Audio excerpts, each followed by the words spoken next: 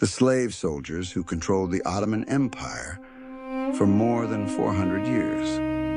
Anatolia, 1363. The Ottoman Empire was barely 60 years old, and it was already facing a problem that would eventually destroy it. Every army it fielded was built from soldiers who owed their loyalty not to the Sultan, but to the feudal lords and tribal chiefs who had recruited them. On the battlefield, that divided loyalty was a liability no empire could afford for long. Sultan Murad I had conquered vast territories across Anatolia and the Balkans. He controlled cities, trade routes, and tax revenues. What he could not control was the men he depended on to defend all of it.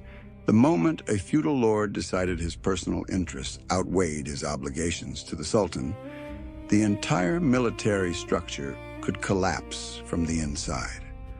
The solution Murad devised was one of the most radical experiments in military history. He would build an army from nothing, men who had no tribal allegiances, no family wealth, no land, no local loyalties of any kind. Men who owed everything they had, everything they were, and everything they would ever become entirely to the Sultan himself. They would be called Janissaries, the new soldiers. The word would eventually reach European languages as Janissaries. What made this experiment genuinely revolutionary was not just its concept, but its execution. These soldiers would receive regular salaries at a time when most armies in the world were still built on feudal obligation and seasonal service. They would train year-round. They would live in barracks, eat together, march together, and fight together, developing a unit cohesion that no feudal levy could match. Historians consider the Janissaries the first modern standing army in Europe since the legions of ancient Rome. But where exactly would Murad find men with no ties to anyone? How would he build loyalty in soldiers who had been taken by force?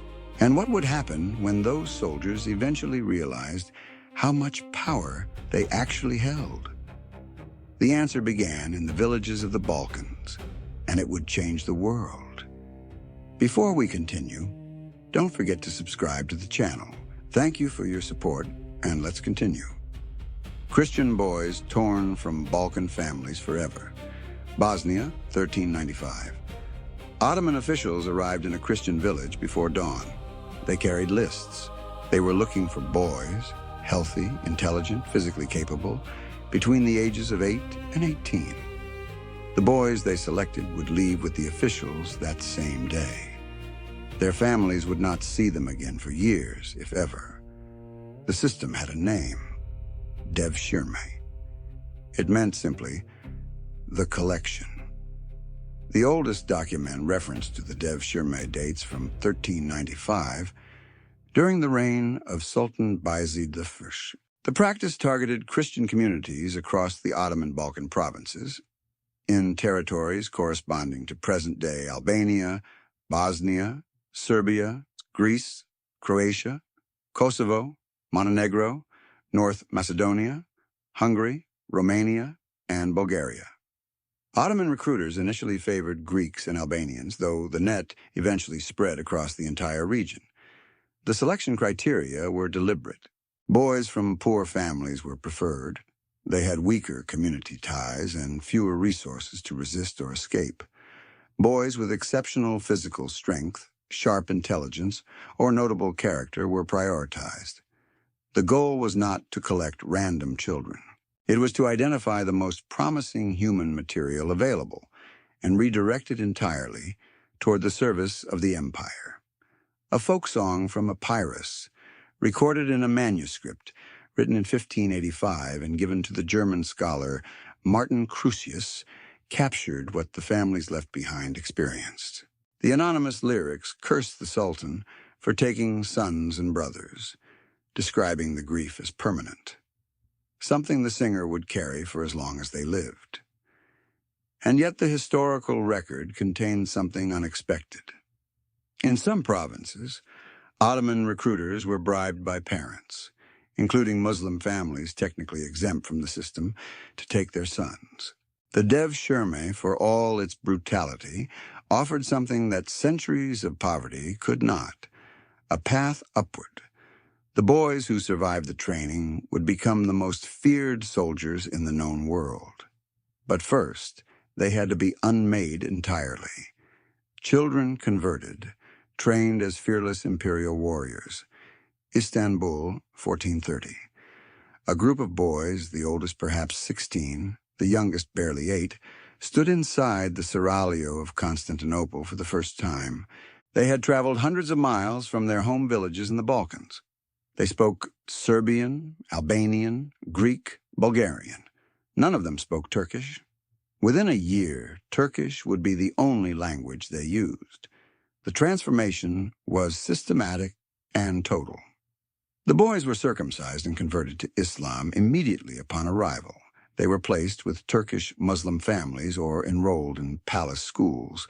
Those identified as exceptionally intelligent entered the most rigorous educational track, learning Arabic, Persian, and Turkish alongside mathematics, calligraphy, Islamic theology, horsemanship, and weapons training. They passed through a series of examinations at each stage. Those who excelled moved forward. Those who did not were redirected to other forms of imperial service. The ones channeled into the Janissary Corps underwent a different kind of formation. Physical conditioning was continuous and demanding. Discipline was absolute.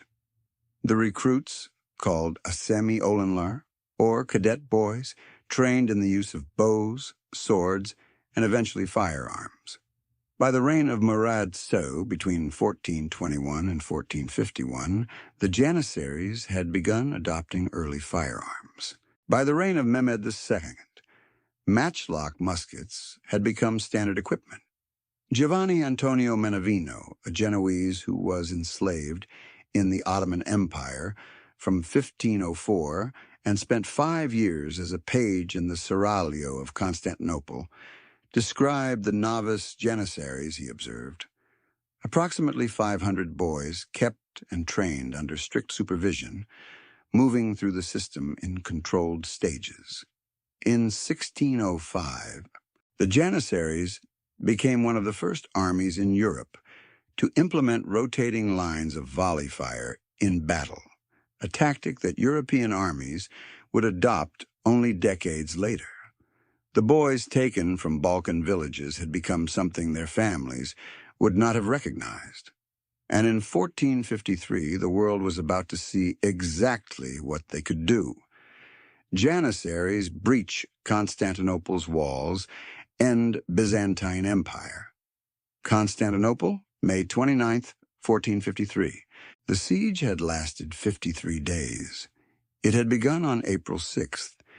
When Sultan Mehmed II, 19 years old when he took the throne 2 years earlier, encamped his forces outside the ancient Theodosian walls with an army estimated at approximately 120,000 men. The city defending itself held fewer than 8,000 soldiers total, roughly 4,700 of them Greeks, the remainder foreign volunteers. The most formidable weapon in Mehmed's arsenal was a bronze cannon built by the Hungarian engineer Urban. It was approximately 8 meters long. The barrel measured roughly 75 centimeters in diameter at its front opening. The bronze walls were 20 centimeters thick. It could hurl projectiles weighing over 600 kilograms a distance of more than 1.5 kilometers. The Theodosian walls, which had protected Constantinople for 1,000 years against every army that had ever approached them, had never faced anything like it. Mehmed positioned his elite Janissary regiments at the Mesotekion, the middle section of the land walls, considered the most vulnerable point. For 53 days the cannons fired and were repaired and fired again. Byzantine defenders patched the walls at night with timber and earth. In the early hours of May 29th, the final assault came. Wave after wave of troops struck the walls. The Janissaries were held in reserve until the moment the defenses weakened. Then they went in. The Janissaries breached the walls. The city fell before sunrise. Emperor Constantine the Palaeologos died in the fighting. After 3 days of pillage permitted by military custom of the era, Mehmed II entered the Hagia Sophia and offered prayers. He was 21 years old.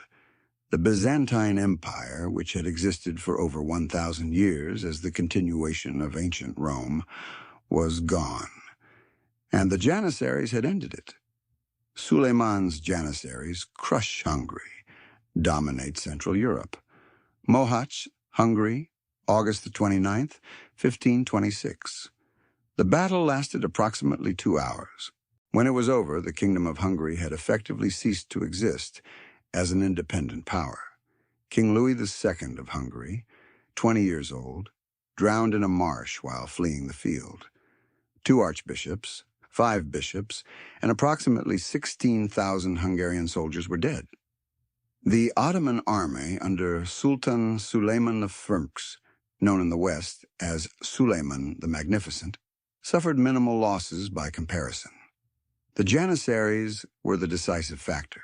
By 1526, the corps numbered in the tens of thousands and represented the most disciplined, best-equipped infantry force in Europe. Under Suleiman I, the corps was organized into 165 orta battalions, each headed by a chorbachi. The Sultan himself was the supreme commander, and Janissary troops were always led into battle with the Sultan present, always guaranteed a share of captured wealth. The Mohacs campaign was not the Janissaries' only demonstration of power under Suleiman. In 1522, they had participated in the siege of Rhodes, forcing the Knights Hospitaller, the most formidable military order in Christendom, to abandon a fortress they had held for over 2 centuries. In 1517, Janissary firepower had been the deciding factor at the Battle of Ridania near Cairo, where the Mamluk Sultanate of Egypt, itself a slave soldier dynasty, was destroyed in a single engagement. At the Battle of Chaldiran in 1514, under Suleiman's predecessor Selim I, Janissary firearms and artillery had defeated the Safavid Persian cavalry, demonstrating that traditional mounted warfare had been permanently rendered obsolete by organized, disciplined infantry with gunpowder weapons. The Ottoman military machine at its peak under Suleiman was the most sophisticated in the early modern world. The empire at its zenith ruled over more than 30 million people and covered over 5 million square kilometers across southeastern Europe, the Middle East, and North Africa. The Janissaries had built that empire. What they would do with that knowledge would take another century to fully reveal itself. Marriage rights granted. Corruption slowly destroys discipline. Istanbul, late 16th century. The change did not happen with a formal announcement. It happened gradually, through accumulated small compromises that each seemed manageable at the time. Sultans began allowing Janissaries to marry. Then they allowed the sons of Janissaries to inherit their father's positions. Then they allowed freeborn Turkish Muslims, men who had never undergone the devshirme selection, never endured the palace schools, never been shaped by the brutal formation process, to enroll directly into the corps. Each concession made political sense in the short term. The Janissaries were the most powerful military force in the empire. Keeping them satisfied was a survival strategy for any sultan. But each concession also chipped away at the founding principle that had made the Janissaries effective in the first place: absolute loyalty to the sultan, undivided by family, property, or community ties. By 1683, service in the Janissary Corps had become so desirable. The salaries, the tax exemptions, the social status, that the devshirme system was formally abolished. The corps was now open to Muslim free men who could have their sons enrolled. Every provincial governor wanted his own Janissary detachment. Numbers expanded rapidly and without corresponding increases in training or discipline standards. By the early 18th century, Ottoman records listed approximately 113,400 Janissaries on the payroll, but most historians note that the majority were not actual combat soldiers. They were craftsmen, shopkeepers, and tradespeople, whose primary distinction was their tax-exempt status and the military salary they continued to collect for service they no longer performed. By 1825, the Corps had grown to 135,000 registered members. The army that had breached the walls of Constantinople in 1453, the most feared infantry force in the world, had transformed into something that one 19th century historian described as little more than a guild of armed tax exemptions, and anyone who tried to change that was going to pay for it. Janissaries overthrow sultans, become empire's true rulers. Istanbul, 1707. The Janissaries overturned their soup kettles. In the visual language of the corps, this gesture meant exactly one thing: revolt. It was a signal instantly understood throughout Constantinople. The Janissaries had decided that whoever currently sat on the Ottoman throne was no longer acceptable to them. The political consequences were immediate. Over the course of the 17th and 18th centuries, the Janissaries deposed 12 sultans. The number is precise and documented.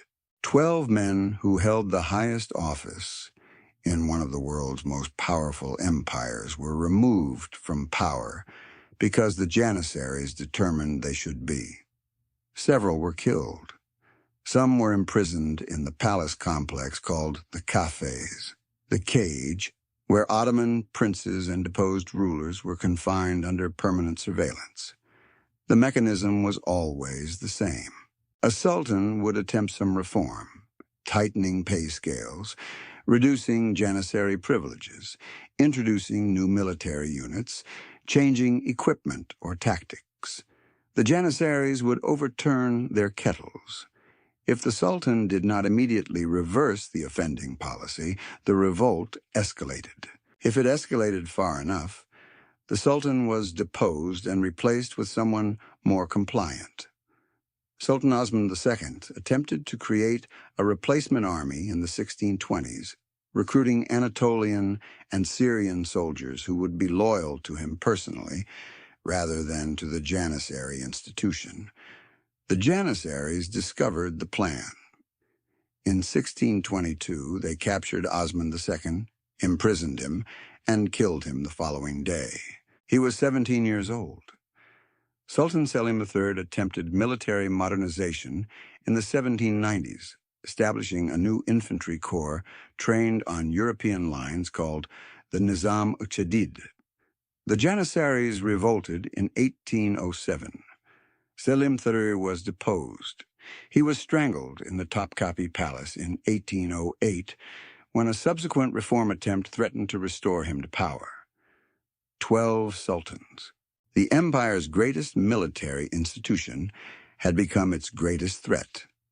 Selim III murdered after challenging Janissary power. Topkapi Palace, Istanbul, 1808. Selim III had spent years building a modern army.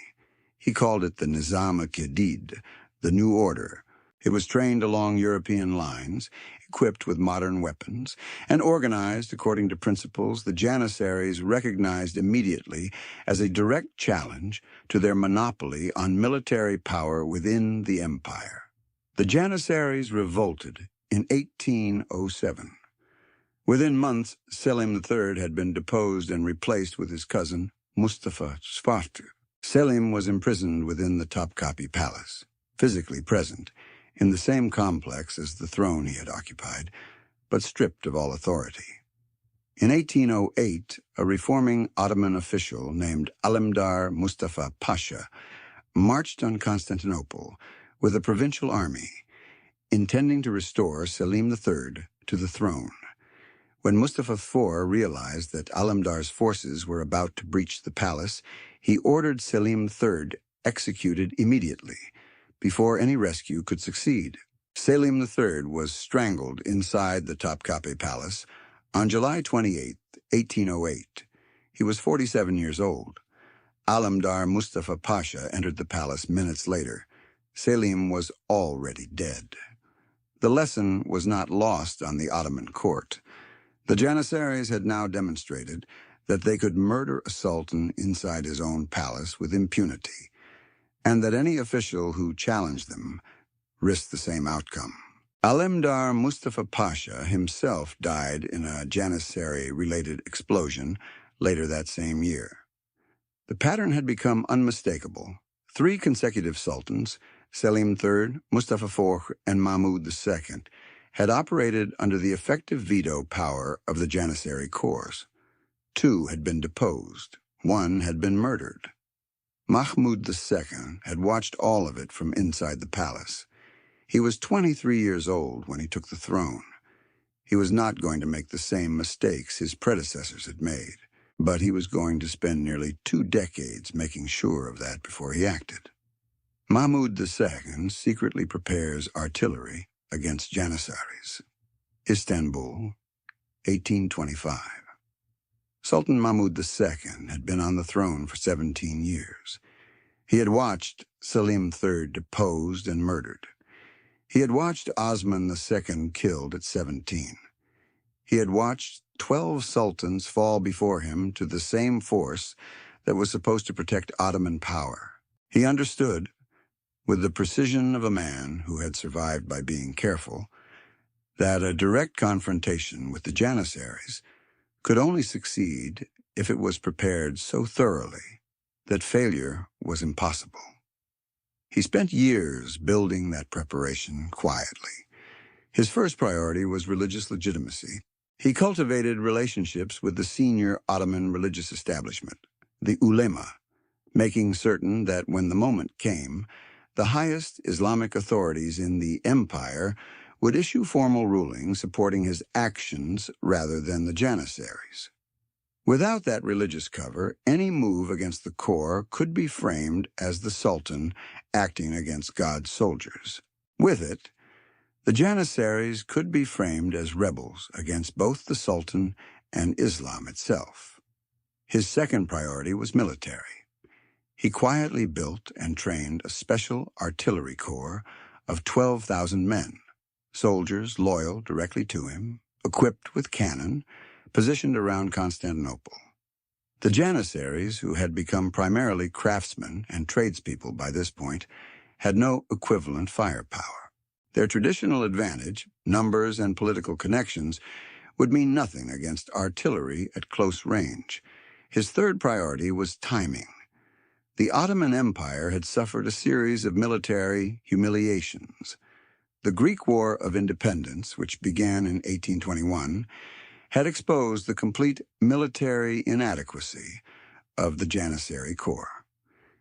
Contingents of Janissaries sent to suppress the Greek revolt had failed repeatedly. Public opinion within Constantinople, where the Janissaries had operated as a protection racket for generations, extorting merchants and terrorizing neighborhoods, had turned sharply against them. On May 25, 1826, the Divan, the Imperial Government Council, held a private session in Constantinople. All leading members of the Ottoman court attended, including, remarkably, the Aga of the Janissaries himself. 3 days of deliberation produced a formal decision. A new Western-trained army would be established. Mahmud II already knew exactly what the Janissaries would do when they found out. Auspicious incident. Barracks burn, 4 centuries end. Constantinople, June 15th, 1826. The Janissaries overturned their soup kettles for the last time. When the announcement of the new Western-style army reached the barracks, the response was immediate and entirely predictable. The same response the Corps had given. To every reform proposal, for 2 centuries. The Janissaries assembled. They marched toward the hippodrome. They demanded the heads of the chief ministers. Sultan Mahmud II had been waiting for exactly this moment. He ordered the sacred banner of the Prophet Muhammad brought out from the imperial treasury, a relic of immense religious significance that called all true Muslims to rally beneath it. The senior religious authorities of the empire, the ulama, had already issued a fatwa on June 15th, declaring the revolting Janissaries apostates and enemies of the state. The religious framing was complete. The Janissaries were no longer soldiers defending the empire. They were rebels against both Sultan and God. Mahmud's 12,000 artillerymen surrounded the Janissary barracks. When the Janissaries refused to surrender, the Sultan ordered cannon fire directed at the barracks directly. The buildings burned. Approximately 4,000 Janissaries died inside. Thousands more were killed in fighting on the streets of Constantinople in the hours that followed. Those who survived were hunted across the empire. Captured Janissaries were executed at a fortress in Thessaloniki that became known afterward as the Blood Tower, a name it carried until 1912, when the city became part of Greece, and the structure was renamed the White Tower.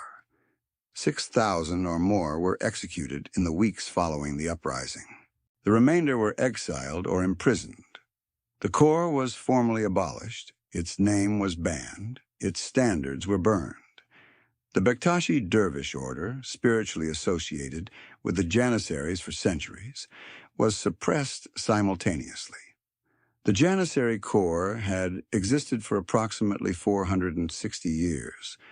It had conquered Constantinople, crushed Hungary, defeated the Mamluks, deposed 12 sultans, and murdered at least 2. It ended in a single afternoon, consumed by the artillery of the empire it had built. The Ottomans called it the Vaka-i Hayriye, the auspicious incident. The empire called it a liberation. In the Balkans, where the devshirme had taken sons from their mothers for 4 centuries, they called it something else entirely.